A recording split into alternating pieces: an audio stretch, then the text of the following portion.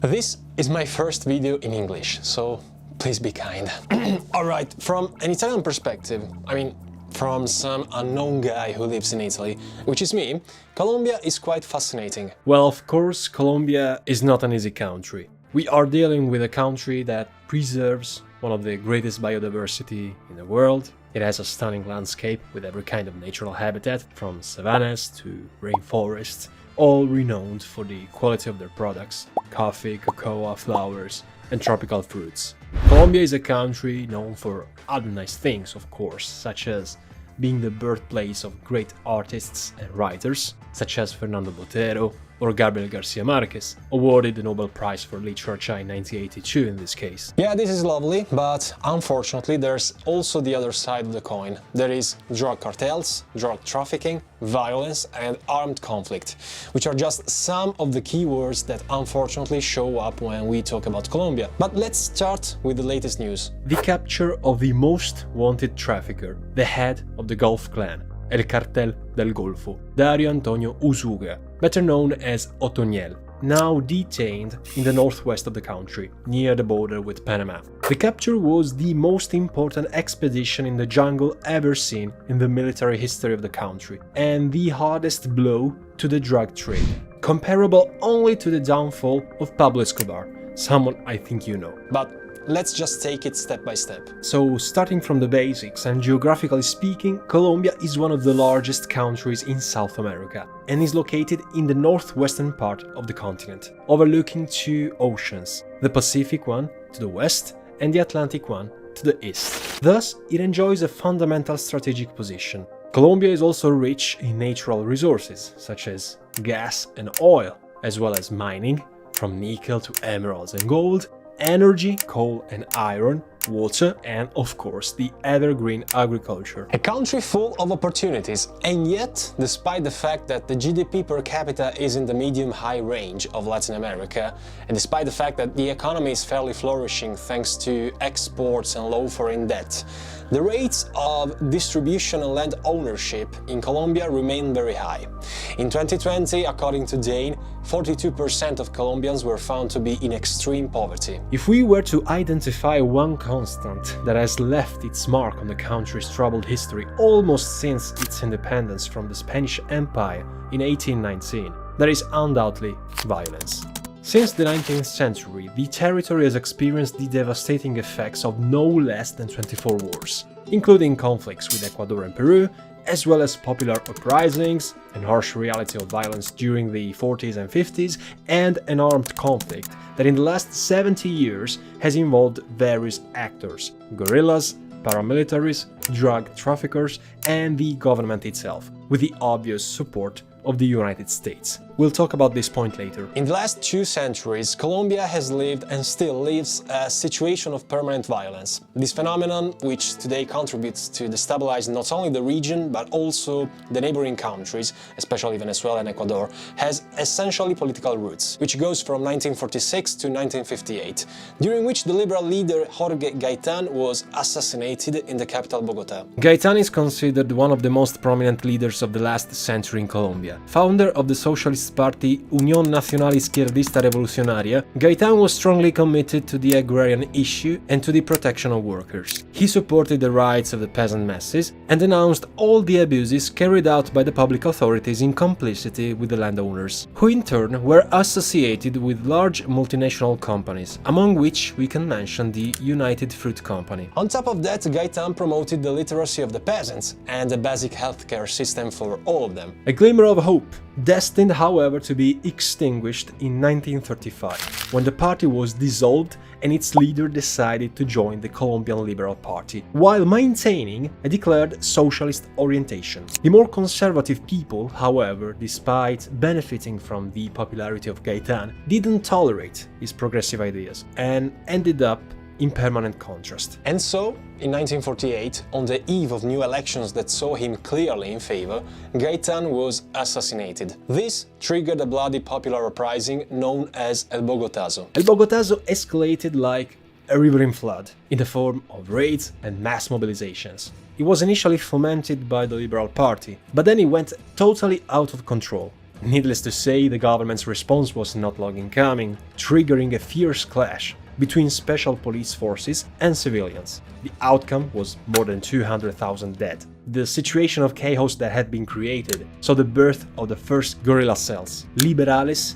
Limpios, the most ancient and liberal faction, opposed to the Comunes, a fringe of communist matrix. At first, both sides were driven by the need to defend themselves from the wave of violence perpetuated by members of the Conservative Party, the ones the campesinos called agents of terror and repression. In the 50s, it was almost taken for granted that the traditional parties would join forces to fight a common enemy.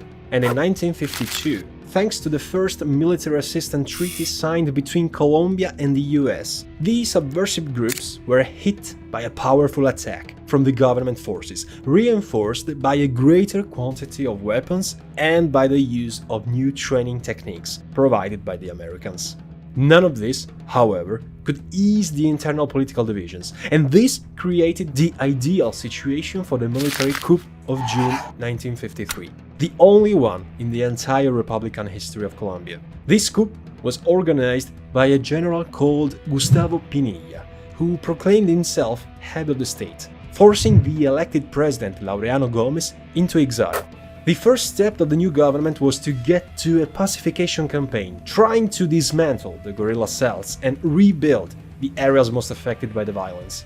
The guerrillas were invited to surrender and lay down their weapons in exchange for a series of benefits, including amnesty and pardon for all those political crimes committed before 1954. Most of the fighters accepted the conditions, with the exception of the communist guerrillas, who had never fully trusted the peace proposals posed by the government, and with good reason, I might say. The following years, the government was repeatedly accused of not having respected the pacts, also due to the killing of Guadalupe Salcedo in 1957, one of the most famous guerrilla leaders, which took place in circumstances never fully clarified. Later on, the two traditional parties, under the leadership of the liberal Alberto Camargo and the conservative Guillermo Valencia, joined forces to overthrow Pinilla's military dictatorship, forming a system of government known as the National Front from 1958 to 1974. The National Front was set to exclude any new political force.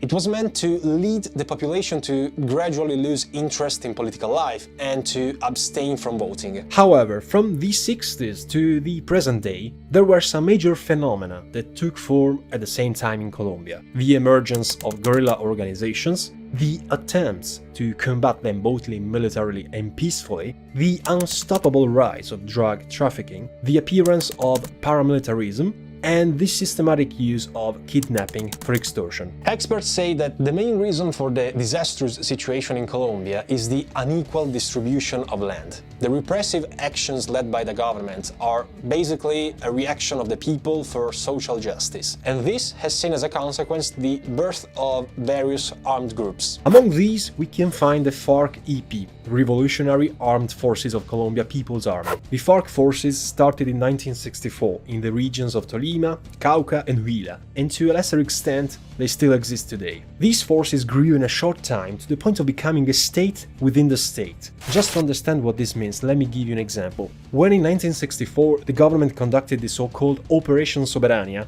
sovereignty, to strike the guerrillas' headquarters, the FARC's territory was a region of more than 800 square kilometers with the name of Republic of Marquetalia. The operation allowed the government to retake the region, yes, but failed in capturing the big fish, who had been informed in time of the attack. The group would later reorganize itself, going from a mere resistant form to a revolutionary armed struggle in a hostile territory with the absence of communication routes and adverse weather conditions. Year after year, the FARC succeeded in taking complete control of at least a third of the country. This has led the Colombian state to use a more bland approach. Both sides eventually signed on November 2016 a peace agreement, but the oldest and currently existing guerrilla fringe is instead the ELN, the National Liberation Army, which is inspired by Che Guevara ideals and Catholic tendencies, so much so that many Spanish priests were active in its ranks. Almost All the guerrilla organizations still active in the country have gradually abandoned their political ideologies.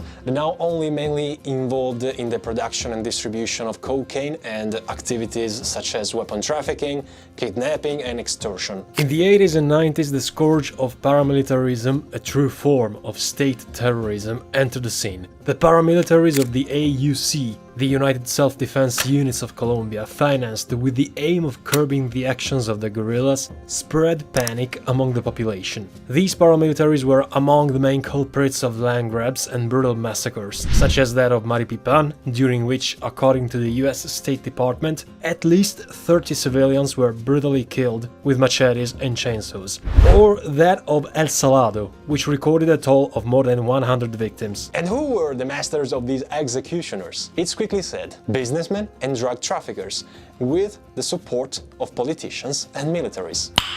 Nice. And that's not all, since the US strongly contributed to their origin in the so-called Plan Lasso, suggested in 1962 by General William Yarborough. This plan was aimed at contrasting the guerrilla movements and crushing any form of association with the Communist Party in Colombia, of course with the help of US mobile training teams and Colombian military. The United States presence is also found on other occasions. One of these is the bilateral agreement of 1999, known as Plan Colombia, which provided massive economic and military support from the US and a strong commitment from the Colombian government to allocate budget resources to military spending. These conditions have allowed the creation and training of specialized bodies against terrorism and drug trafficking. The huge amount of money used can help us describe Plan Colombia as the most important aid program in the entire nation's history, placing it in third place among countries receiving military aid after Egypt and Israel. Its natural successor was Plan Patriota, which consisted of a greater offensive against the FARC, now considered as a terrorist group on the same level as other paramilitaries. To all of this, we can add the last but not least actor in the armed conflict, the state itself, which has played a key role in increasing the violence in the country. A clear example is given by the so-called false positives, which recalls one of the darkest recent events in the history of the country, consisting of a series of executions that took place between 2002 and 2008 under the presidency of Alvaro Vélez, by the way, member of the same party that is now in government. The false positives were part of a policy known as democratic security. The targets were civilians that basically no one would miss, such as drug addicts, mentally ill people, beggars, and so forth. These people were registered by army officials as fighters who had fallen in combat. In such a way, the military obtained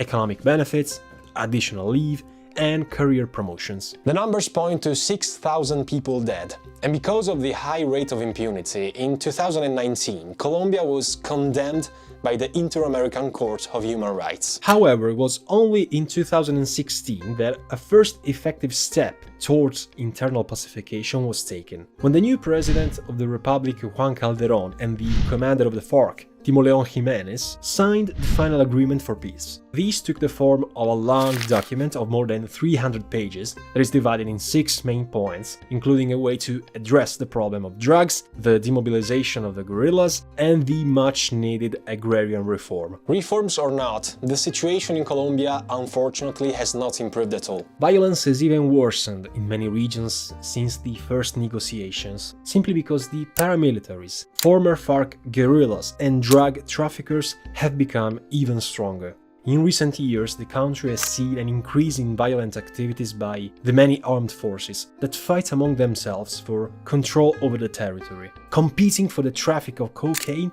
and timber, as well as illegal mining, all with great repercussions on the civilians. And speaking of drugs, these substances began circulating in the 70s with the first cultivation of marijuana, and then expanded towards cocaine and heroin, along with the growth of organized crime. In the 80s, the first cartels were born, the one of Medellin, led by the famous Pablo Escobar, whose nickname was El Patron, the boss, and his rival, the Cali cartel, under the leadership of the brothers Gilberto and Miguel Rodriguez. After Escobar's death in 1993 and the arrest of the heads of the rival cartel, it was the Norte del Valle cartel that established supremacy over the territory.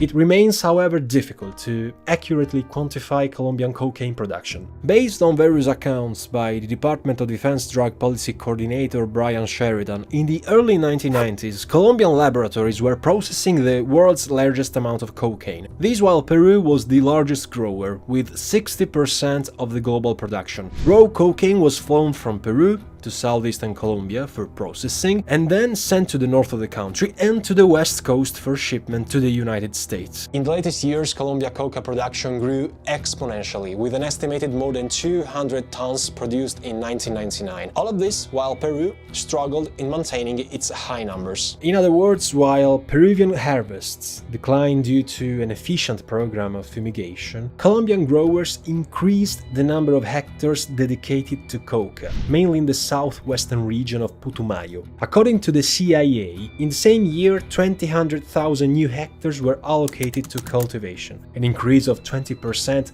over the previous year, for a total of 121,000 hectares. These estimates were then denied by the Colombian National Police, which instead quantified the number of hectares cultivated with coca at around 100,000. To this number, we can add the business of opium poppy cultivation. According to the US Anti-Drug Agency, criminal organizations have entered this business after the dismantling of the Medellin and Cali cartels. According to a report of the same agency, but these are data that needs to be taken with caution, in those years, more than 6,000 hectares of land were used for the production of heroin, mainly concentrated in the Andean areas of Tolima and Huila. It has been argued that about 75% of the heroin consumed in the East Coast came from Colombia. Despite that, on the world scene, when it comes to production, Colombia doesn't rank first. Afghanistan, I'm looking at you. Today, even with the decline of the big cartels, the traffic is managed by what remains of the FARC guerrillas and the paramilitaries still operating there.